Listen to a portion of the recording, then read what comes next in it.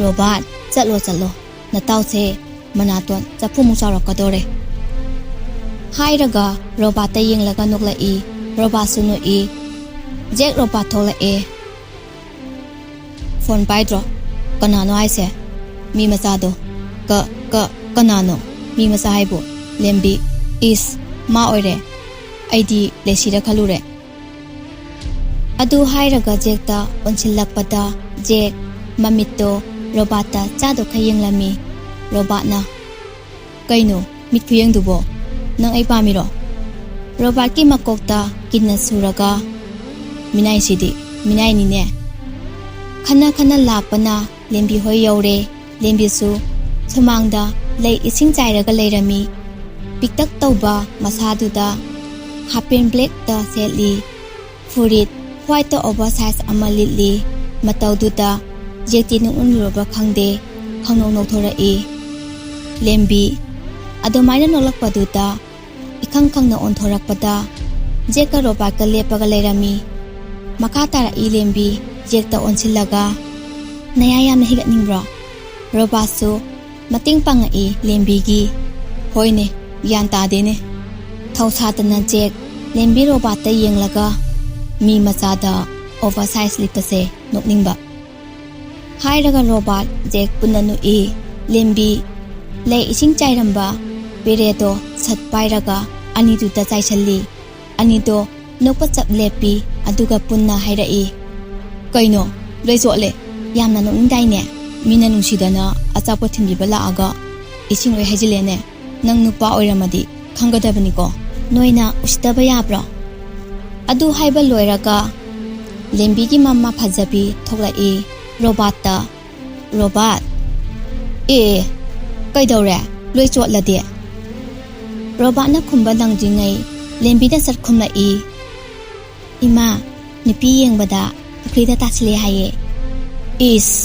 matam yamna wali ko robot madi kanano aikoi sidati amukta laktri ima aikoi manaktai ne nahan khoi mapanda lai tamuba haujiti lembi akoi ahum classmate oye ibema tawen piyu taito halu narani robot amandi jekta onsillaga icha anidi chak chara abo charaktri huran basina aibu mafam sida pura aga ising chor halle is huran bakaina ngamthuk nasiro yare chak chara hallo ko ima nga lairuge lembi ka leiramuko jek robot lembi moi ahumdi wa amata hainade robot na hairai tawena mata dipiuda sumaina layu hairo leiramu ai lauthu uge nupa lembi se makokra chakro ta dinang khajani yamna chambani mina henjinbadi yadabani nupi oirasu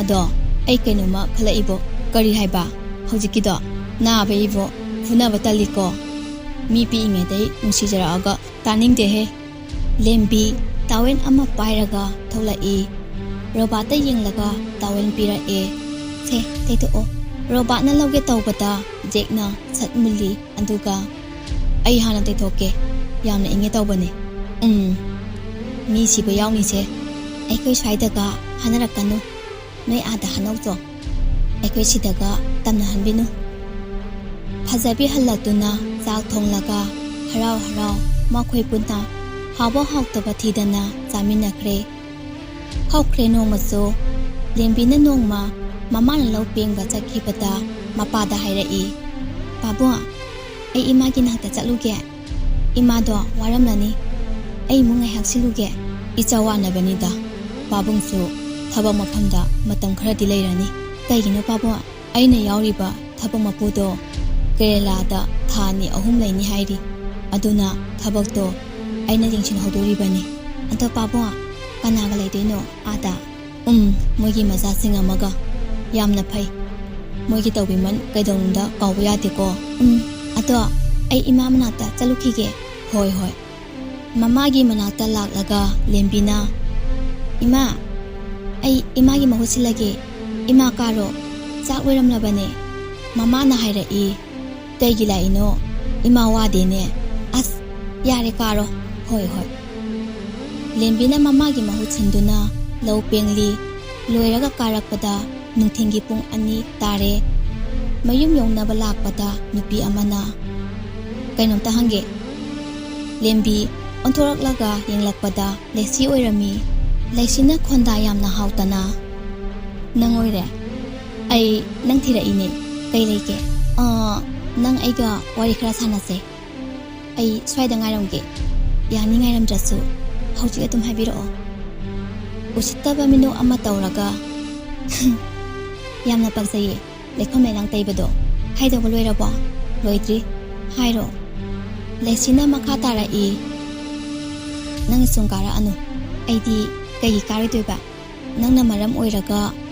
Jengna ingondai laktoknaba hotnari. Aduna nang suti loiragasu kara anu. Nang na hairaga aina yagadaba nate. Aduga ai je kanano khangde. Adu hairamlaga laithoaga chatki. Laisi lembida chado khayengduna laihori. Numi kharani hokre suti loiraga skun kanarakli. Nupa ibani khakta lai halasiro. Lembi hoida chaluse hairo. Skul la amadi lambida amu thainarati. Sida adungairase. Laisi lai aduga jeki manakta tap napsilaga. Ai horamdana ni ani tang chali kaigino. Miyeng dijekta thami wahaina robata hairakpani. Nang khong pandro. Khong palasu chapmina bati kaididana. Ai nupi angang punba tali. Wow, gyan khuta che. Laisi gyan tabada ekhedi ikai ko. Man ai loina ningdaba. Aina mabu loina rakang nuai jaba. Mana di khangbidaba. Laisina onsilla aga. Robot mathang tuyepti kadai da tamne. Akhoi adum punchi ko. Aidi tuye fauti sida tamlage adum. Tuye loiraga kai tawi khalino. Aidi medical line da chalani nangdi. Yam phaye. Aiso medical line da changdoine. Akhoi ani pulani ne adudi. Laisina jeta onsillaga. Je nangdi kadai da tamne. Sida tamni. Tuyep loiraga kai hona doino. Aidi business tawni. Yamna phai. Ado Sunday nimitta chak chase aikhoida. Jekna khumjingaida robotna sat hairai. Laisi aidi yaudaba. Nathibong adu yamna lawidu kaigino. Is zabadi engondagi heli aduga aidanga thibong lawga tahaline. Yare to o. Robot nangsu yaudoini kaino. Ai nui ani khatangni police. Phagi tawbane laisi aidi sango. Ikai khangdei phagi onki vegi wani ne. Haining bhaijaro. Ai karimta haijararo. Lembi su laktuna class anga I robot na. Lembi thengina. Gari ngai pada khara thengkhre. Mi macha oibagi noi imana pamlaga chak ilingaida thengba nataba. Laisi lembida jengna onshinba duda lembida khana yengli jengna hairakpa duda lembi khumde magi thokpa ama tawra lei jekna na pangba maron thoktaba misu yaure. Je hangunu magi se yama lemba sarine. Hoi aido nupaga onsillaga wari saba nupagi manakta da leibado hinazadabado aisuro nate nangdi aigi best friend ne bitka laite he kaino haise tinaningdiro tinaningdrasu kaisu kaide adui nateba mi wakhan ama chakali kansida kari wakhana kaisu nateba yarese to asi class haure aduga jekna lembita tumin yengbadu lesina urami lesi mabukningda chhawningba loire adubu lesi karimta hairamde class tawba loiraduna ojaduna angangsa ngasidi swaisida loilasiko aina takiba singdo loina belu oibani khangjilo examda loina hangdoini asum tawduna chhatra kaisu mayum hankre jek robata onsillaga nupa ai horin phone torake pairo sangdre minai wari ama sase yamna maru oiba kaya maru oike haise yamna oi hoi hoi nimidang pung nipa makai khare hela aga Jack robot ta call torai robot su chatpai rai hello kai wai no sana doise matan mamna logano ai matam leite khonda se hauti he minai side robot ki mama mapa leite mani amaga lei mani gi ningjabadu robot na thungna ba hona jabani Jack su khangbana robot na matam leite haibaduda chaudribani Jack mayumda wa ngangdrasu mingonda di wa yamna ngangi kaino hairose tarage haina de he khwai faudi nipi mali noi le sina ai se nipi na harakro haina de he noi le sikaina aduni nangna ai nipi mali haido ai so haina de yare kana lava ai kenam ta hangeba kaino ngasai dei ta du ki ngai rabane hairosat as kona hairageda namai mat yare thamo wasu haidaba matamangali adu hairaga fondo robana satka e robaki mani nungsi chanaklaga robat nambulari padrabo page tarombane nine kanagi fono nana wai saidupo Jackine nine phone pai ganu haibati natte tuet we faudi phone ga nanga khadi lamno ini ne lohongdana laise nangi khalagani aina yadaba tawganu ko hoi ai khange nine gi ningba thunandoi ne pajaro larik to asomdana Jack os minai sidi phone ga kakhine khangnima Hairam laga Jesu larik paba hokre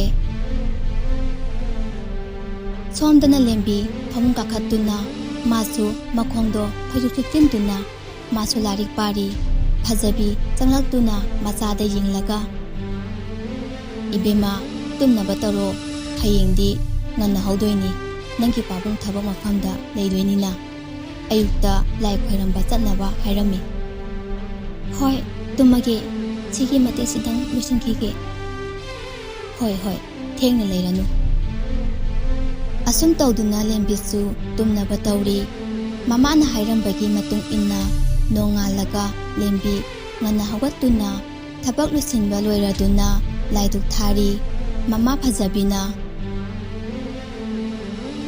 makhoi pabwa thaba makhum yobaga phone tawra upo cha sitang thakro horen chaklam danaba hoida tawrakani aisu chatningbadi natine yumsida namana chakhakta tarak lehoni khanbada wakhanse waine kadai chado is babwa imaga amu oinaduna leire aile sabi pharakansida yingning de ko icha le sabi phaji ko angang oire wakhal langphang khanba yade ko mina aido le sabi phare haine nangi pabunga imaga mitadi ngarang ta khungji siraga mangon sida chenduna sanabado ngasi ngarang ta oireba khalore migi mitadi icha se lesabi phale rame matan se khanghaude makhoi pamwa icha se lesabi phare nang aigi mita angang oina urasu ado chapina batawbiro hoi ibema babung chalage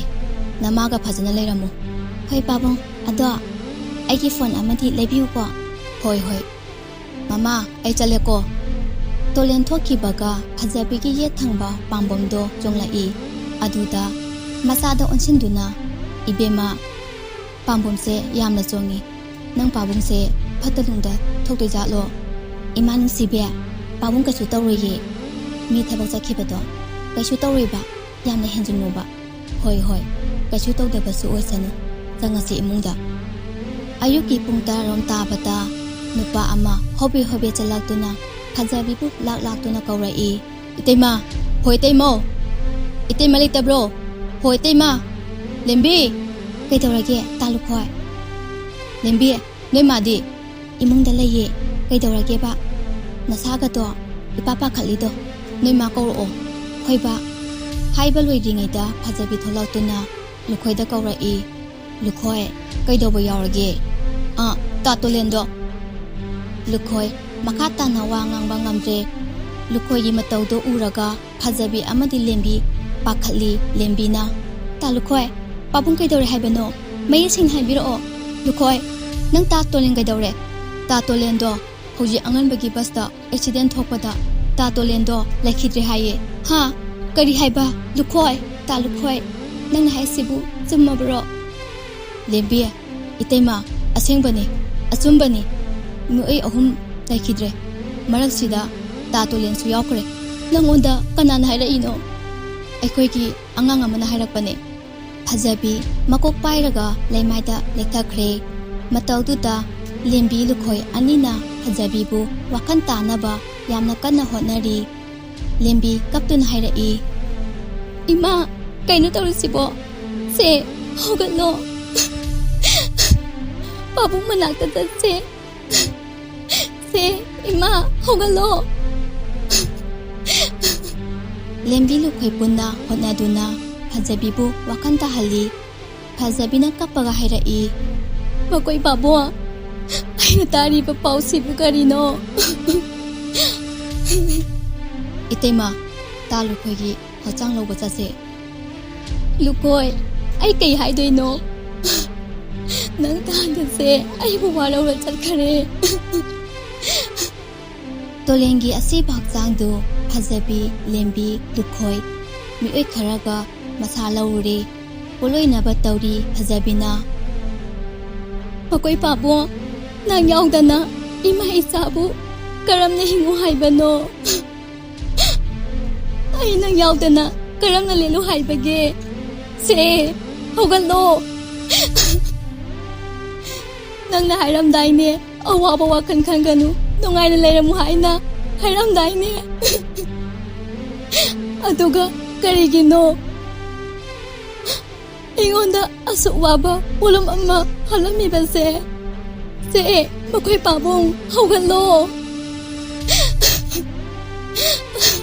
ꯅꯆꯥꯅꯨꯄꯤꯁꯦ ꯀꯅꯥꯗ ꯆꯤꯟꯅꯔꯝꯃꯒꯦ? ꯁꯦ, ꯃꯈꯣꯏ ꯄꯥꯕꯨꯡ, ꯍꯧꯒꯠꯂꯣ꯫ ꯍꯧꯒꯠꯂꯣ ꯄꯥꯕꯨꯡ, ꯅꯪꯅ ꯏꯃꯥꯒ ꯑꯩꯒ ꯀꯅꯥꯗ ꯆꯤꯟꯅꯔꯝꯒꯦ? ꯑꯁꯨꯝꯅ ꯂꯩꯀꯥꯏꯒꯤ ꯄꯣꯂꯣꯏꯕ ꯌꯥꯎꯔꯤꯕ ꯃꯌꯥꯝꯗꯣ ꯃꯃꯥ ꯃꯆꯥꯒꯤ ꯃꯇꯧ ꯎꯕꯗ ꯃꯣꯏꯁꯨ ꯂꯣꯏꯅ ꯀꯞꯄꯤ꯫ ꯂꯩꯇ꯭ꯔꯁꯨ ꯂꯥꯏꯔꯕꯁꯨ ꯇꯣꯂꯦꯟꯒꯤ ꯏꯃꯨꯡꯁꯦ ꯌꯥꯝꯅ ꯅꯨꯡꯁꯤꯅꯩ꯫ ꯑꯃꯨꯛ ꯐꯥꯎꯕ ꯈꯠꯅ ꯆꯩꯅꯕ ꯇꯥꯗꯦ, ꯃꯤꯉꯣꯟꯗꯁꯨ ꯀꯥꯏꯖꯗꯦ꯫ ꯑꯗꯨꯝꯅ ꯇꯧꯔꯒ ꯃꯊꯧ ꯃꯉꯝꯁꯨ ꯂꯣꯏꯁꯤꯟꯈ꯭ꯔꯦ꯫ ꯐꯖꯕꯤ ꯃꯆꯥꯗ ꯌꯦꯡꯗꯨꯅ ꯍꯥꯏꯔꯛꯏ, ꯏꯕꯦꯝꯃ, ꯆꯥꯛ ꯂꯣꯏꯔꯕꯔꯣ? ꯏꯃꯥ ꯀꯩꯊꯦꯜ ꯐꯥꯎꯗ ꯆꯠꯂꯨꯒꯦ꯫ ꯂꯣꯏꯔꯦ ꯏꯃꯥ꯫ ꯑꯗꯣ ꯑꯩ ꯂꯥꯏꯔꯤꯛ ꯇꯝꯃꯔꯣꯏꯒꯦ, ꯑꯩ ꯏꯃꯥꯒꯤ ꯃꯇꯦꯡ ꯄꯥꯡꯂꯒꯦ꯫ ꯏꯃꯥ ꯃꯇꯣꯝꯇ ꯏꯃꯨꯡ ꯄꯨꯕꯁꯦ ꯅꯆꯥ ꯌꯦꯡꯕ ꯉꯝꯗꯦ꯫ ꯃꯆꯥꯒꯤ ꯋꯥꯍꯩꯗꯨ ꯇꯥꯔꯒ ꯐꯖꯕꯤ ꯃꯤꯠꯇꯒꯤ ꯄꯤ ꯇꯥꯈꯤ꯫ ꯅꯨꯡꯉꯥꯏꯇꯕ ꯂꯣꯠꯁꯤꯟꯗꯨꯅ ꯃꯆꯥꯗ ꯅꯨꯡꯁꯤꯅ ꯌꯦꯡꯂꯒ, ꯑꯦꯟꯖꯥꯝꯁꯨ ꯀꯨꯏꯔꯝꯃꯔꯣꯏ, ꯋꯥꯔꯁꯨ ꯋꯥꯅ 12 ꯐꯥꯎꯗꯤ ꯂꯣꯏꯁꯤꯜꯂꯁꯤ ꯍꯥꯏꯔꯛꯏ꯫ ꯏꯃꯥ, ꯅꯪ ꯅꯇꯣꯝꯇ ꯇꯧꯕꯗꯣ ꯏꯃꯥ ꯋꯥꯅꯤꯌꯦ꯫ ꯏꯃꯥ ꯂꯩꯇ꯭ꯔꯗꯤ ꯑꯩꯗꯤ ꯀꯅꯥꯒ ꯂꯩꯍꯧꯒꯅꯤ? ꯏꯃꯥ, ꯏꯆꯥꯒ ꯂꯩꯅꯤ, ꯏꯆꯥꯒꯤꯗꯃꯛ ꯍꯤꯡꯒꯅꯤ, ꯑꯩ ꯀꯔꯤꯁꯨ ꯇꯧꯔꯣꯏꯅꯦ꯫ ꯇꯟꯖꯥ ꯑꯗꯨꯗ ꯖꯦꯛ ꯔꯣꯕꯥꯠ ꯂꯥꯛꯇꯨꯅ ꯂꯦꯝꯕꯤ ꯀꯧꯔꯛꯏ꯫ ꯔꯣꯕꯥꯠꯅ, ꯂꯦꯝꯕꯤ, ꯀꯩꯒꯤꯅꯣ ꯁ꯭ꯀꯨꯜ ꯂꯥꯛꯇ꯭ꯔꯤꯗꯣ? ꯔꯣꯕꯥꯠ, ꯑꯩ ꯂꯥꯏꯔꯤꯛ ꯇꯝꯕ ꯇꯣꯛꯂꯒꯦ꯫ ꯀꯩꯒꯤ? ꯐꯖꯕꯤꯅ ꯊꯣꯛꯈꯤꯕ ꯋꯥꯔꯤ ꯄꯨꯝꯕ ꯔꯣꯕꯥꯠ ꯑꯃꯗꯤ ꯖꯦꯛꯇ ꯂꯣꯏꯅ ꯇꯝꯂꯝꯃꯤ꯫ ꯂꯣꯏꯔꯛꯄꯗ ꯔꯣꯕꯥꯠꯅ ꯂꯦꯝꯕꯤꯗ ꯌꯦꯡꯂꯛꯄꯗ ꯂꯦꯝꯕꯤ ꯃꯃꯤꯠꯇ ꯄꯤꯅ ꯄꯤꯛ ꯊꯜꯂꯝꯃꯤ꯫ ꯐꯖꯕꯤꯅ, ꯄꯥꯕꯨꯡ ꯂꯩꯇꯕꯒꯤ ꯄꯥꯎ ꯑꯝꯇ ꯍꯥꯏꯔꯛꯇ꯭ꯔꯤ ꯀꯩꯒꯤꯅꯣ ꯂꯦꯝꯕꯤ? ꯑꯩꯗꯤ ꯐꯣꯟꯁꯨ ꯄꯥꯏꯗꯦ, ꯀꯃꯥꯏꯅ ꯍꯥꯏꯔꯛꯀꯅꯤ? ꯄꯥꯕꯨꯡꯒꯤ ꯐꯣꯟꯗꯨꯗꯤ ꯃꯥꯡꯈ꯭ꯔꯦ ꯅꯨꯃꯤꯠꯇꯨꯗ꯫ ꯑꯩꯅꯗꯤ ꯁ꯭ꯀꯨꯜ ꯆꯠꯂꯨ ꯍꯥꯏꯕꯅꯤ, ꯑꯗꯨꯗ ꯃꯥꯅ ꯑꯩ ꯋꯥꯠꯈꯤꯅꯤ ꯍꯥꯏꯗꯨꯅ ꯌꯥꯗ꯭ꯔꯤꯕꯅꯤ, ꯑꯩꯒꯤ ꯃꯇꯦꯡ ꯄꯥꯡꯒꯅꯤ ꯍꯥꯏꯅ꯫ ꯖꯦꯛ, ꯀꯩ ꯈꯜꯂꯨꯔꯕꯅꯣ ꯈꯪꯗꯦ, ꯑꯩꯈꯣꯏ ꯂꯩꯁꯤꯗꯤ ꯀꯩꯒꯤ ꯋꯥꯔꯤꯅꯣ? ꯔꯣꯕꯥꯠ ꯖꯦꯛꯇ ꯌꯦꯡꯗꯨꯅ ꯃꯥꯁꯨ ꯍꯥꯏꯔꯛꯏ, ꯑꯩꯈꯣꯏ ꯂꯩꯔꯤꯉꯩꯗ ꯀꯩꯒꯤ ꯋꯥꯗꯣꯏꯅꯣ? ꯁ꯭ꯀꯨꯜ ꯂꯥꯛꯑꯣ꯫ ꯑꯗꯨꯝꯅ ꯍꯥꯏꯕꯗꯨꯗ ꯂꯦꯝꯕꯤꯁꯨ ꯌꯥꯝꯅ ꯈꯨꯅꯤꯡꯗꯅ, ꯍꯣꯏ, ꯂꯥꯛꯑꯒꯦ ꯂꯦꯝꯕꯤꯒꯤ ꯃꯄꯥ ꯂꯩꯈꯤꯗ꯭ꯔꯦ ꯍꯥꯏꯕꯒꯤ ꯄꯥꯎꯗꯨ ꯇꯥꯕꯗ ꯔꯣꯕꯥꯔꯠ ꯑꯃꯗꯤ ꯖꯦꯛ ꯃꯥꯒꯤ ꯋꯥꯈꯜꯗ ꯅꯨꯡꯉꯥꯏꯇꯕ ꯅꯨꯡꯁꯤꯕ ꯐꯥꯎꯔꯛꯏ꯫ ꯂꯦꯝꯕꯤꯕꯨ ꯋꯥꯍꯩꯅ ꯐꯣꯡꯗꯣꯛꯄ ꯉꯝꯗ꯭ꯔꯁꯨ ꯋꯥꯈꯜꯗꯗꯤ ꯊꯃꯣꯏꯗ ꯅꯨꯡꯁꯤꯈ꯭ꯔꯦ꯫ ꯖꯦꯛ ꯂꯦꯝꯕꯤꯗ ꯑꯣꯟꯁꯤꯜꯂꯛꯑꯒ, ꯂꯦꯝꯕꯤ, ꯁ꯭ꯀꯨꯜ ꯂꯥꯛꯑꯣ, ꯑꯩ ꯅꯪꯒꯤ ꯃꯇꯦꯡ ꯄꯥꯡꯉꯤ꯫ ꯑꯩꯈꯣꯏ ꯂꯩꯔꯤꯉꯩꯗ ꯏꯃꯥꯒ ꯅꯣꯏ ꯑꯅꯤꯒꯅ ꯀꯩꯗꯧꯕꯒꯤ ꯋꯥꯗꯣꯏꯅꯣ? ꯂꯦꯝꯕꯤ ꯃꯕꯨꯛꯅꯤ ꯅꯨꯡꯁꯤꯔꯛꯏ, ꯑꯗꯨꯕꯨ ꯍꯩꯅ ꯂꯣꯠꯁꯤꯟꯗꯨꯅ ꯂꯦꯝꯕꯤꯅ ꯍꯥꯏꯔꯛꯏ, ꯂꯥꯛꯀꯦ꯫ ꯑꯗꯨꯗꯤ ꯏꯃꯥ, ꯑꯩꯈꯣꯏ ꯑꯃꯨꯛ ꯍꯜꯂꯒꯦ, ꯊꯦꯡꯉꯦ꯫ ꯆꯠꯂꯣ, ꯃꯇꯝ ꯌꯥꯝꯅ ꯐꯠꯇꯦ꯫ ꯌꯨꯝ ꯌꯧꯅꯕ ꯐꯖꯅ ꯍꯜꯂꯨꯀꯣ꯫ ꯌꯨꯝꯒꯤ ꯑꯍꯟꯈꯩꯅ ꯄꯥꯈꯠꯅꯔꯝꯃꯅꯤ꯫ ꯍꯣꯏ ꯏꯃꯥ꯫ ꯑꯁꯨꯝꯅ ꯋꯥꯔꯤ ꯁꯥꯟꯅꯕ ꯂꯣꯏꯔꯒ ꯔꯣꯕꯥꯔꯠ ꯖꯦꯛ ꯍꯟꯈ꯭ꯔꯦ꯫ ꯅꯨꯃꯤꯠꯇꯨ ꯂꯦꯝꯕꯤ ꯃꯃꯥ ꯃꯆꯥꯒꯤ ꯑꯋꯥꯕ ꯈꯤꯇ ꯑꯣꯏꯔꯕꯁꯨ ꯀꯣꯛꯄꯒꯨꯝ ꯇꯧꯔꯝꯃꯤ꯫ ꯅꯨꯃꯤꯗꯥꯡꯒꯤ ꯆꯥꯛ ꯏꯁꯤꯡ ꯇꯣꯛꯄ ꯂꯣꯏꯔꯒ ꯐꯖꯕꯤ, ꯏꯕꯦꯝꯃ, ꯏꯃꯥ ꯂꯣꯏꯁꯤꯜꯂꯒꯦ, ꯅꯪ ꯂꯥꯏꯔꯤꯛ ꯉꯥꯏꯍꯥꯛ ꯄꯥꯔꯨꯔꯣ꯫ ꯍꯣꯏ ꯏꯃꯥ꯫ Story Collection ꯆꯦꯅꯦꯜ ꯑꯁꯤꯕꯨ ꯂꯥꯏꯛ, ꯁꯤꯌꯔ, ꯁꯕꯁꯀ꯭ꯔꯥꯏꯕ, ꯀꯃꯦꯟꯠ ꯁꯨꯡꯁꯣꯏ ꯁꯣꯏꯗꯅ ꯇꯧꯕꯤꯔꯝꯃꯨ꯫ ꯁꯣꯏꯈꯤ ꯂꯥꯟꯈꯤꯕ ꯌꯥꯎꯔꯕꯁꯨ ꯚ꯭ꯌꯨꯑꯔꯁ ꯈꯨꯗꯤꯡꯃꯛꯅ ꯉꯥꯛꯄꯤꯌꯨ꯫